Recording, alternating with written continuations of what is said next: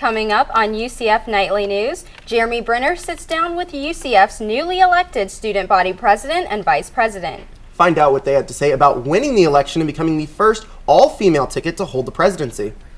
The impact of the coronavirus is being felt around the world, but these students aren't concerned about the effects on their spring break plans.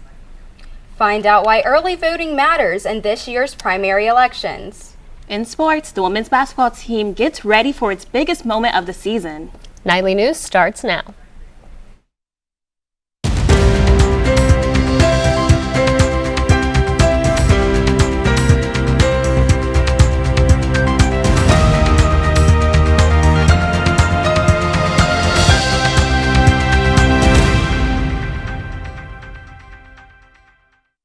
Good afternoon and welcome to Nightly News. I'm Jayla Wilkes. And I'm Milan Martínez, and today is Friday, March 6th, 2020.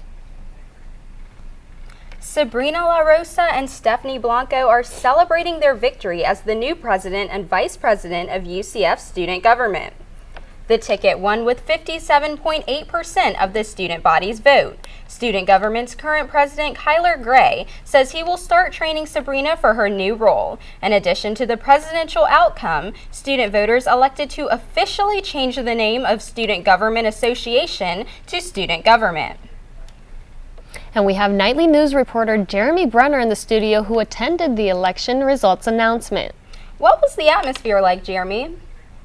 Jayla, the atmosphere was absolutely electric this week. Some students were excited for Sabrina and Stephanie, while others wished that opponents Zach and Christina had won. I spoke with students on both sides of the vote to see how they felt.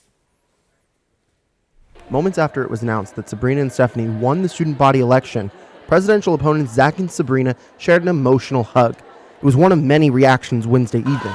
Some students were very excited by the result, while others were not as excited. One of those students is political science major Andrew Porter, who voted for Zach and Christina, but remained optimistic about Sabrina and Stephanie stepping into office. I voted for Zach and Christina because I knew them more, but I did get a chance to speak with Stephanie and Sabrina, and I think that we're in good hands no matter what. So I'm glad to see that people are out here and excited to engage, in the democracy and student government, all that. So it's a good sign for me. Sabrina and Stephanie did have many students in their corner, including entertainment management major Jillian Purdek, who was excited about what the pair could do in office for the next school year. I had a good feeling that she was going to win, and it was just super exciting because I know that this was the right decision, and the school is going to be in very good hands.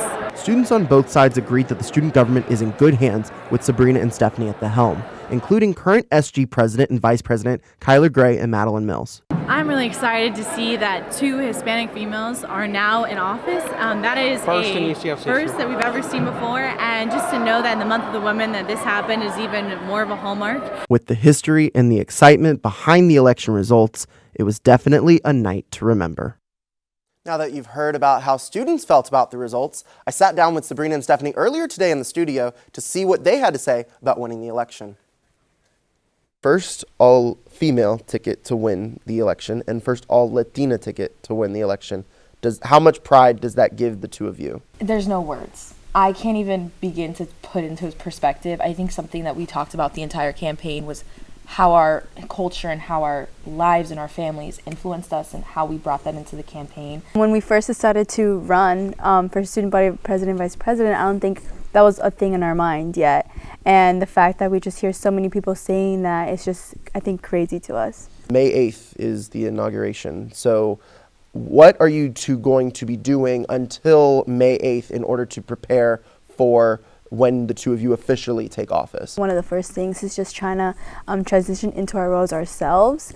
It's definitely big shoes to fill in, and we're just super excited and eager to get everything started. As soon as we come back from spring break within that first week, we want our cabinet applications to come out. We want a lot of students to apply, and we want to make it convenient for students. We don't want the school year to end and you have to come back and interview. What is something else that separates you, that you want to make your administration unique compared to other administrations in the past? I think something that makes us unique, of course, yes, we have the title of being the first, and I'm the first Hispanic female, we're the first female Latina ticket, there's so many firsts, but I think it's, again, the mission behind that. When we were here last time, we talked about what our slogan meant, what our logo meant, and it was the passion of sparking joy in every student's life. Check out our YouTube channel in the coming days to watch the full interview with Sabrina and Stephanie. Later in the show, we'll move from the university election to the local elections. But for now, I'll send it back to Jayla and Milan. Thank you so much for that coverage, Jeremy. Now, when I came in this morning, Milan, I noticed it was a bit chilly and a little bit of an overcast. I know. I walked out of my apartment this morning, even with my jacket, I was really, really chilly. But let's see what Jordyn has for us, taking a look outside and what to expect for tonight. Thank you, Milan. Yes, it was a little chilly this morning, but no need to worry because the weather should be improving as the day goes on. Outside of Garage H this morning, it was a little bit cloudy and winds are starting to pick up. Let's take a look at our current conditions. Currently, it's 67 degrees outside with a humidity of around 66%. Winds are coming in from the north and picking up at 10 to 15 miles per hour. They could go up to 20 miles per hour, so make sure to keep that jacket on you. We have a 0% chance of rain, so no need to carry that umbrella. Now, let's take a look at what we can expect for tonight. Tonight, we have a low of 47 degrees and humidity of around 39%. Winds are coming in from the northwest around 10 to 15 miles per hour. Chance of rain is only 0%, so no need to carry that umbrella on you if you're going to the UCF baseball game tonight. Now, I will give you your 5-day forecast later. Back to Jayla and Milan. Thanks so much, Jordyn. To switch gears a little bit, Nightly News wants to talk about the virus that's affecting the world. As of now, there are 4 cases of coronavirus reported in Florida. Patients affected by the virus include a Manatee County resident, along with a woman and her sister in Hillsborough County. Governor Ron DeSantis announced yesterday the most recent presumptive positive case involves a man from Santa Rosa County. All patients have traveled overseas according to CDC.gov. One UCF student says no one is omitted from the virus and advises students to take it seriously. People have a very overly optimistic view for pandemics and global tragedies in such sense that they think that it won't happen to them. We now have cases just 100 miles west in Tampa, and that is now a threat to us. It wasn't our problem before, and now it is. So just everybody has to stay safe, and I think we'll be okay. Vaccine to prevent the coronavirus disease. The most common symptoms are fever, tiredness, and dry cough. Some students are not letting the coronavirus affect their spring break plans. I spoke to a few of them who say they won't let it ruin their trips. Spring break is here and the coronavirus is looking to hinder these students' plans for their break. Jordyn Blanco, a marketing major, planned a trip to Japan for his spring break. He says his family has urged him to change his plans and go another time. But I'm not going to let a little germ stop me from this trip that I've been planning for over half a year now. And currently, it's kind of hurting other aspects of my life regarding schooling. Blanco says upon his return to the U.S., he will proceed as normal despite UCF's warning about a 14-day quarantine after returning from an infected country. From Japan to here in Florida, economics student Vincent Miranda expresses how he doesn't believe the coronavirus will impact his break at home in Tampa. Last time I checked, there was only 3 people in the Tampa Bay area who have gotten it, so my chances of running into somebody with it and then getting infected are pretty small. Miranda says he is not concerned about his return to Orlando. If he was to have symptoms, he'd get tested right away. According to James Schaus, he says students should take precautions, but there's nothing to fear. The hand hygiene measures, the social isolation. I wouldn't go to a big concert where you're standing shoulder to shoulder with 2,000 of your closest friends. Dr. Schaus says if you have symptoms, stay home and keep yourself isolated. Information, go to the UCF mobile app and check out the coronavirus tab, or check out the CDC's website, cdc.gov. Spring break plans aren't the only things affected by the virus. It's also starting to concern some local businesses. A Disney World spokesperson says the company has increased the amount of hand sanitizer at the parks, and cast members must follow strict hygiene rules. This week, the House approved an $8.3 billion emergency spending bill that includes $1 billion in loan subsidies for small businesses affected by the virus. Students are wondering what researchers are doing to combat the virus. currently there is no vaccine for it. It has killed approximately 90,000 people according to the Centers for Disease Control and Prevention. Researchers and pharmaceutical companies are developing ways to treat the outbreak based on past efforts for other virus outbreaks like MERS and SARS.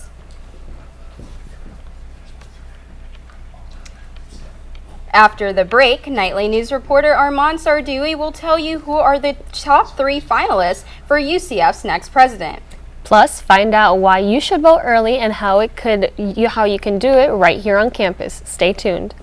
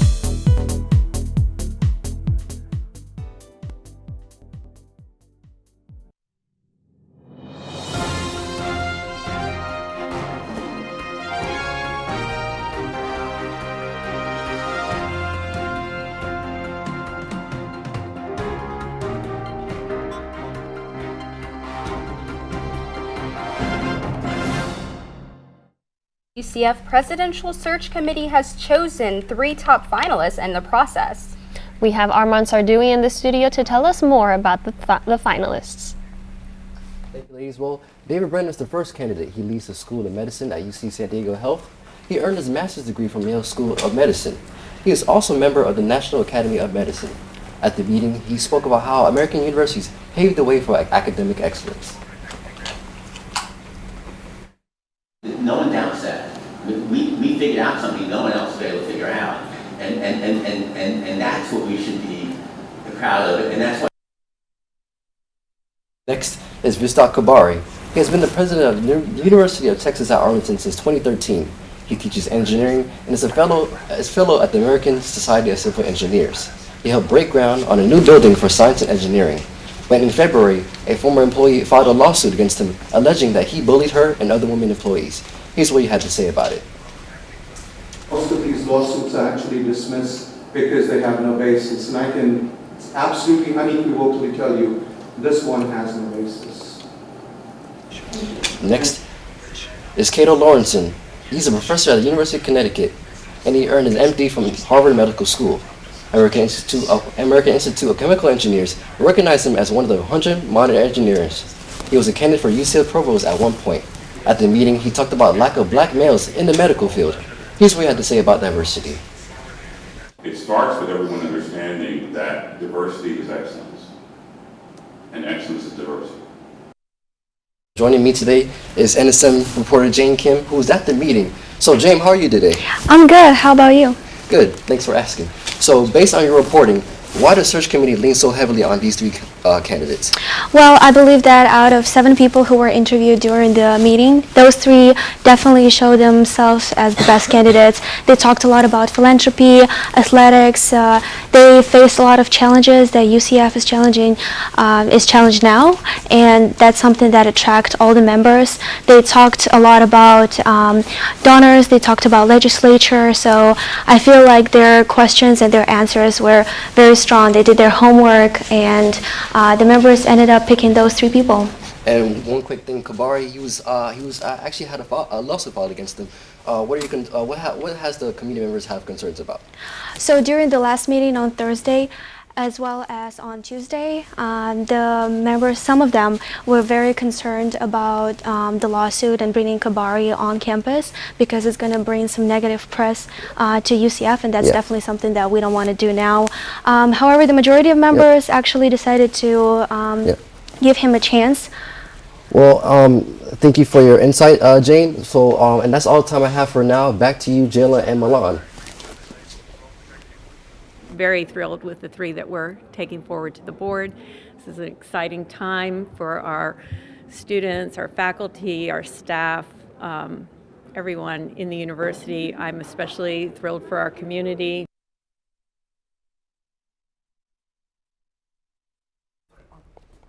So, I'm going to, like I said, thank you, Jane, and I'm going to toss it back to Jayla and Milan.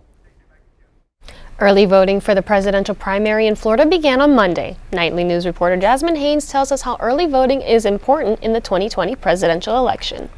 In UCF's history, an early voting site is available on campus in the Recreation and Wellness Center. Starting March 1st through March 15th, Orange County voters can cast ballots for the 2020 presidential preference primary. Students are tabling around campus to educate others on certain candidates running and encouraging them to cast their votes. Volunteer for Knights for Bernie, Kevin Kurtz, said he thinks voting is made pretty hard for voters. Early voting is definitely super important because it gives more people an opportunity to express their voice in our democracy. Super Tuesday is the most popular day where states can vote during the primary. According to The Atlantic, voter turnout in 2020 could reach the highest level in decades. The demographic voter targeting firm Catalyst projected that about 156 million people could vote in this year's election, compared to the 139 million who voted in 2016. Students are taking advantage of having a voting location on campus. It's so hard as a student to we have such a busy schedule and packed all the time. So to be able to go in and do early voting when it's not long lines at the voting center, it's really easy just to be able to go in and walk in, and it takes 2 minutes out of your day to go and vote. Voting early can really make the difference for candidates running. Not to mention you avoid the stress of crowds on election day. Having a voting center right here on campus, it makes it easy for students to do so. Students, faculty, and staff, and Orange County residents can vote in the RWC in room 206 from 10 a.m. to 6 p.m. Parking spaces will be set aside on the first floor of Parking Garage B. Reporting in Orlando, Jasmine Haynes, UCF Nightly News. Vote early or are not registered in Orange County, visit vote.org to find a voting location near you or to request a mail-in ballot. When we come back, we'll have Jordyn Markhoff tell us what the weather will be like this week. Yeah, Jayla, and she'll let us know what you can expect for your 5-day forecast. Stay tuned.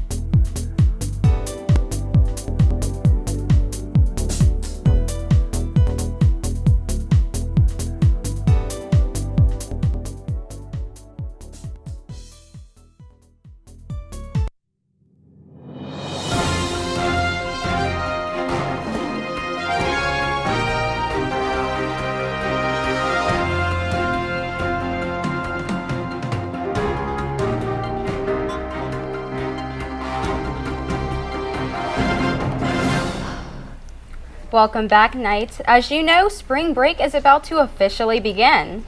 Yes, and we won't be here personally, but we'll see what Jordyn has coming up for those who will be in Florida this coming week. Thank you, Milan. Now we're going to take a look at our highs in the state of Florida for next week during spring break. In Tallahassee, we have a high of 67 degrees, and in Jacksonville, a high of 68 degrees. So if you live in North Florida, it may be a little bit more of a chilly spring break for you. In Orlando, we have a high of 76 degrees, and in Tampa, a high of 72 degrees. In Miami, we have a high of 82 degrees. So if you're going down to sunny South Florida for spring break, you'll definitely be having a warm one. Now, let's take a look at our lows. In Tallahassee, we have a low of 39 degrees, and in Jacksonville, a low of 40. In Tampa, we have a low of 45 degrees, and in Orlando, a low of 47. So it may be getting a little chillier at some point during next week. In Miami, we have a low of 58. Now, let's take a look at our 5-day forecast. On Saturday, we have a high of 62 degrees and a low of 47 degrees and a 0% chance of rain. On Sunday, we have a high of 70 degrees and a low of 55 degrees, and again, a 0% chance of rain. On Monday, we have a high of 75 degrees and a low of 57 degrees. So it is starting to warm up as the week goes on. On Tuesday, you can expect a high of 78 degrees and a low of 58 degrees. On Wednesday, it gets even a little bit warmer with a high of 81 degrees and a low of 59. And again, a 0% chance of rain. So no need to worry about carrying that umbrella on you this week. Now, back to Jayla and Milan at the desk. Thank you, Jordyn. So the men's basketball team has their last game this weekend. Yes, and I heard that the women's basketball team is dominating in their conference. Yes, ladies. After the break, I'll be telling you how UCF Knights dominated sports this week.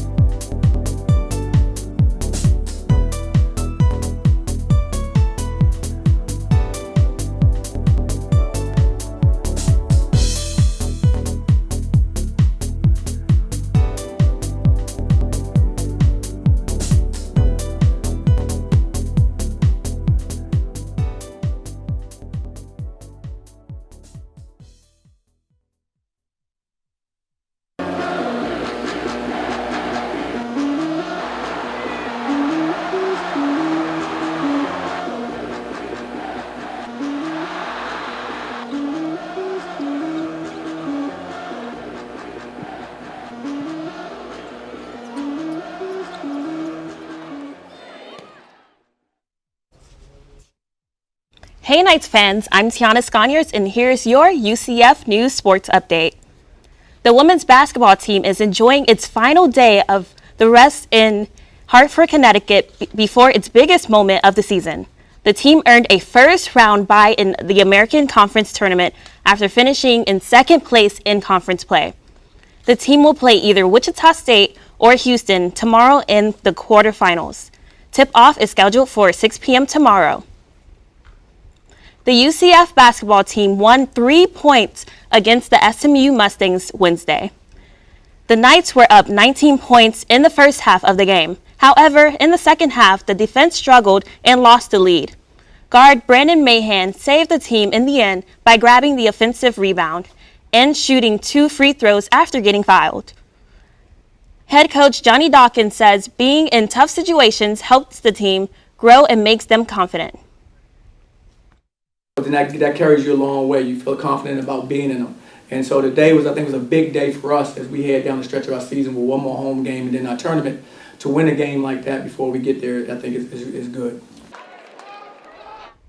The Knights will play the ECU Pirates at home Sunday. Tip-off is set for 2 p.m. on ESPNU. The Knights softball team is on deck to play a 6-game tournament in California this weekend. The team will face several top 20 teams, including number 16 Michigan and number 1 UCLA, in back-to-back games today. The team is off to a hot start this season, but suffered a setback Wednesday in its 8-3 loss to Florida State, snapping an 11-game winning streak for the Knights. First pitch today versus Michigan is set for 6 p.m. Eastern Time. That's all for sports. For more sports coverage, check out Hitting the Field every Monday at noon on Spectrum Channel 734. Now back to Jayla and Milan. Thank you, Tiana, and that's all the time we have for right now. Thanks for joining us, and remember, you can always keep up with us during the week on our YouTube at UCF Knightly News. And if you've got a story idea you want us to know about, send it our way. You can reach us at nightlynewsucf@gmail.com. Thanks for watching. Have a great rest of your day and a great spring break.